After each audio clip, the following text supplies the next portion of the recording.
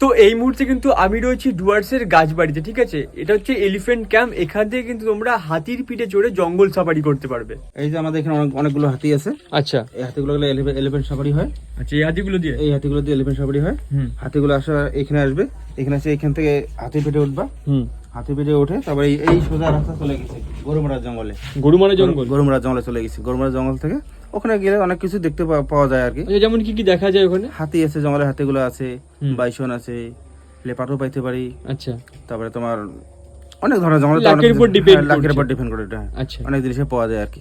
আমাদের এই যে আমাদের রিসোর্টে আসলে আমরা ওখান থেকে একটা ব্যবস্থা করে দিই।